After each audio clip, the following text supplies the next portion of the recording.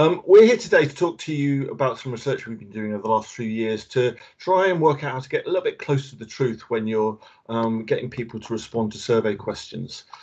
As I'm sure many people have experienced, there's sometimes a bit of a gap between what we know to be the truth in the sense of, you know, a measurable point of information. For example, voting. We know that 60% of the population say vote, and when you ask people a survey question, will you vote?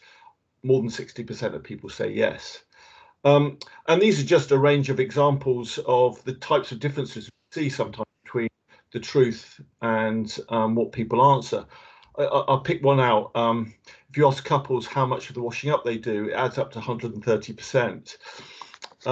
Now, what we've done is a whole load of research to try and understand this, trying to find some solutions. This is a lovely piece of research. We developed a survey to try and measure levels of untruthfulness on a range of different topics. We were interested to understand the different areas of questioning that more or less affected by untruthfulness. And as you can see, as a spectrum at the high end of untruthfulness is things to do with your self-perception. Very, very rarely will people admit to presenting a negative position on themselves. So few people, for example, will admit to not recycling things. We like to project a very positive identity around our dynamic lives, our income levels. You know, if we're asked questions about premium products, we're more likely to say we own them. Where we're less likely to overclaim and lie is around everyday shopping decisions.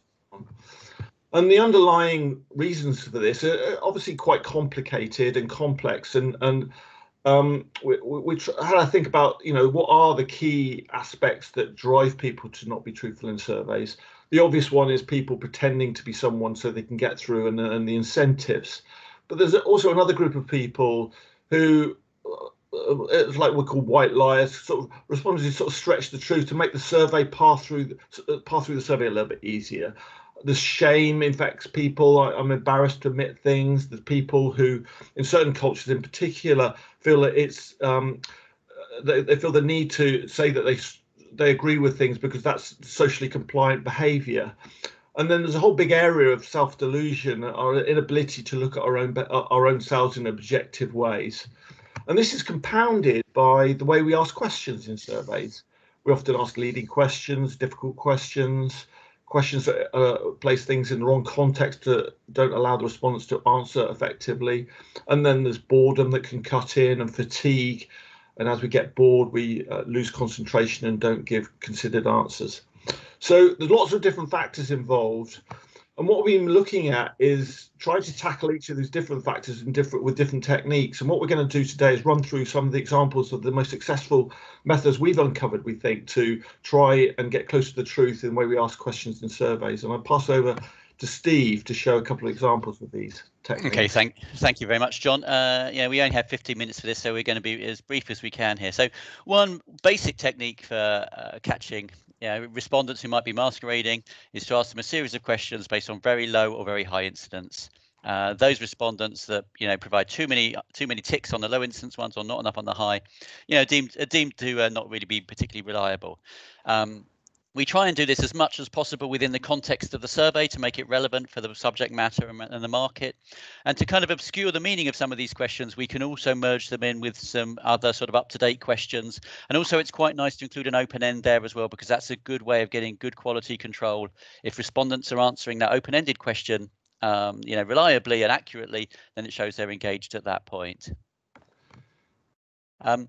Another way of doing that is to try and avoid sort of, if you like, the obvious leading question. So rather than, if you're running a study around car ownership, rather than asking straight out if someone owns a car, you try and obscure that by basically giving them different options, such as they own a car, they'd like to own a better car, or perhaps they have no interest in owning a car. And by doing that, providing more choices allows the respondent to think a little bit closer. And also we can then take out those people who we consider not to own a car. It's a less obvious leading question, basically. Another way of doing that, again, is to try and avoid respondents masquerading to be one way or another based on their success of qualifying for the survey. And so we can be quite explicit with them and say, look, we're after groups of people, some of which own a car, some of which do not own a car. So, please be honest with your responses to these questions. Another way of doing it is to provide reasons why you might not do something.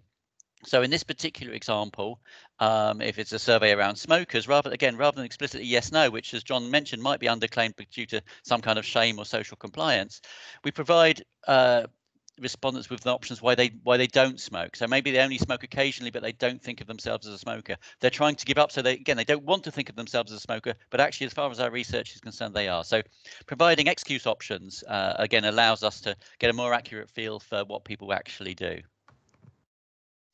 Another way of doing it, again, to avoid the yes/no question, is to place that option within a competitive set. So, for example, if you ask everyone if they're concerned about global warming, it's obviously a very high uptake, as with a lot of issues. However, it may not be the most important issue. So when you put that within a competitive set for their attention, those respondents ticking that particular option is decreased, in calibration with the way they feel about other things, in the world today. In this case. A good technique, if you for certain types of tasks, is to think about asking questions in a projective way instead of, as I highlighted, we're sometimes not very good at observing our own behaviour, but we can be a bit more objective about observing other people's behaviour, like our siblings or our neighbours or people we know. And here's an example of a lovely experiment we did where we asked people not will you vote yourself, which we know has overclaim, but we asked people, will your brother or sister vote? And what we found is that was a lot closer to the actual level of voting that happened in this case in the UK. And we can use that technique in lots of different ways for very specific volumetric tasks to try and work out, for example, in India, a lot of people claim to own a car because it's very prestige to own a car. So if you're trying to work out how many people in society own a car, you might think about asking, does your neighbour own a car? And you'll get a completely different number coming from you add that up, it becomes a lot less. The other thing that we're really interested in, and we've done lots of experimentation around, is trying to think about switching from questions that lead people to project some identity of themselves to asking what we think about more behavioural questions, identifying behaviours that reveal what people really think in their real behaviour. An example might be that I've used very commonly is if you're trying to work out how conscientious someone is and you say, are you disorganised? Well, very few people admit to being disorganised. But if you can think about some behaviours in their life that reflect level of organisation, for example, what your clothes drawers are like, we find that more people readily admit and can say yes to having untidy drawers. Now, that in itself is probably just a clue to someone's behaviour. And what we found is that by asking a series of these behavioural type questions that people find easier to give truthful answers to, this all adds up to a lot more robust and reliable story about someone's conscientiousness, for example, than you would by simply asking people, are you a conscientious person? Well, we know people overclaim. Now, there's some skill to this. The trick is to think about a behaviour, a concrete piece of behaviour that actually reflects what they actually do without much wriggle room. So, for example, if you ask someone, is it important to eat together as a family? You'll find that nearly everyone will say, yes, they think that's important. So if you then ask them, how often do you eat together as a family? There's a great tendency for people to overclaim that. So 52% of people say, yes, we eat together as a family every day when you ask that in a survey. So if you switch to thinking about something more concrete, how many times last week did you eat together as a family? That is a factual thing. It's a more dispassionate way of asking the question. And the number of people that say they eat every day drops from 52 to 36%. Another way of, again, getting straight to what's top of people's mind is to ask an open-ended question. So, for example, if you're asking about why you might buy a particular brand of shampoo and you've got a closed list of, fairly common sense things, respondents might feel obliged to tick quite a few of those. However, to really get to what's top of their mind is if we ask, again, in a quite a succinct way, in one or two words, tell us why you bought that particular brand. We find, on the basis of this experiment, that price is the overwhelming driver of that. All of the others kind of pale into insignificance, and particularly One of the options I'd like to point out here is, so environmentally friendly rates, relatively highly, I suppose, on the closed list, because people do want to feel that they are, buying things, for ethical reasons or whatever it might be. But actually, very, very few people, only 3%, will spontaneously mention that. So what I would say about open ends, although they should be used sparingly because they're quite high work for respondents, in certain cases it really gets to the reasons why people might do a particular thing. One of the things we've had a great deal of success with is this thought of trying to prime people with some dialogue and some narrative at the start of a set of questions to encourage people to be more truthful. And we experimented with lots of different methods here, simply by asking people to take an honesty pledge. To be honest, actually is remarkably effective at encouraging people to be a bit more truthful. This is some work we did a few years back, asking people to outline how much alcohol they consumed. And when we asked people to do a sort of brownie type pledge that they'd be honest about it, we found that we got 30% more alcohol being registered by the panelists.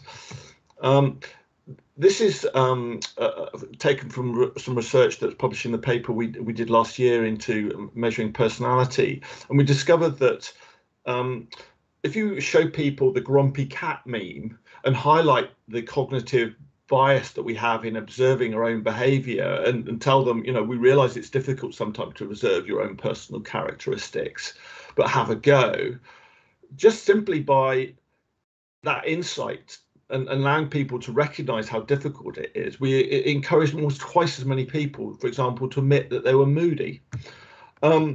So successful was that we went on, and one of the graduates in our team took on board this idea of using meme style concepts to try and communicate to people the ability that sort of humanize the survey experience. We did a whole series of experiments to see how we could use them to improve the honesty of participants in surveys. I'll just take one example. This is one of the little experiments we ran. We showed some people some memes like this, being light-hearted around the fact that some people tend to lie, and isn't it stupid of them? Our underlying message was, don't be one of those dicks that lies.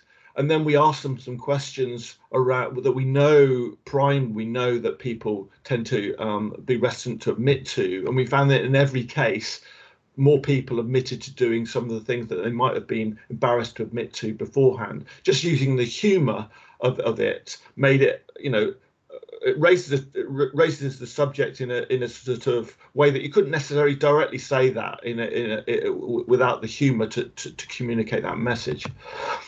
This is a really wonderful example of that type of thing in real action. We were doing some work to try and get a better read on people's environmental behaviour, how often they recycled and so on. And we realised that is one area, as I highlighted at the very beginning of this presentation, that people overclaim. And we showed people this little video that we found on the internet. I laugh at it every time I look at it. And we developed a narrative of what we call confessional framing. Essentially, we asked people, instead of saying, do you recycle, we told them, say, despite our best intentions, sometimes we struggle to be more environmentally friendly. Do you admit to sometimes not doing some of these things? And what we found is that if you ask people a direct question, do you recycle, only 1% would admit to never doing it. When we flipped it around, humanized the process, talked about confessional framing, nearly a third of people admitted to not recycling, which is a massive difference. And in every single measure, we saw this huge uptick in the number of people admitting to not doing certain things. And I think that is the essence of honesty priming, is that if you get people in the right frame of mind, make them feel it's okay to be truthful and honest, you'll get a completely different story out of people. A nice case study we have for honesty priming is a survey we ran based on children's diary activities last year, actually. And for this one, we were asking parents to answer on behalf of their children what their lives were like, their activities, their media consumption, those kind of things. And we wanted to avoid sort of overclaim aspirational, attitudes from our respondents. And so therefore we juxtaposed what they might like to say about their family life, i.e. perfect, and how it might really be in practice. So these are some real screens that were introduced at the beginning of the survey. As I say, we're juxtaposing, the perfect family attitudes with perhaps what's a little bit more accurate to the truth. And what we had is we split our panel for this experiment into two sections, as we have with others. So saying half was primed and half was not primed. We introduced an honesty pledge. And then when we looked at some of the data afterwards, we found that those respondents that were primed, that we were, asking them to emphasize the actual reality of their children's lives. We found that there was a downplay of some of the virtuous activity. So less were claiming to do things like sports or singing and dancing. And conversely, there was a higher claim of, what should we say, less virtuous activities, mainly tech-based. So the kind of thing that you understand your kind of kids do all the time, but you don't necessarily want to believe or admit to. So it worked really well in that respect. We whisked you through some examples. We've actually got a full paper exploring some of these methodologies and going into a bit more detail in some of the techniques.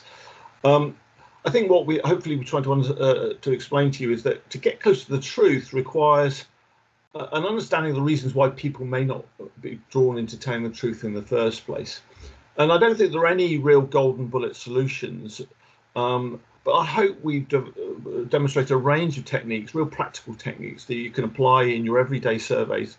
And we're not saying that these are going to deliver 100% truthful feedback as a result, but we hope we'll nudge respondents using these methods to get offer a little bit closer to the truth. And I hope you found that interesting. I appreciate we rattled through this, but do get in touch if you'd like to copy the paper to find out a bit more about this methodology.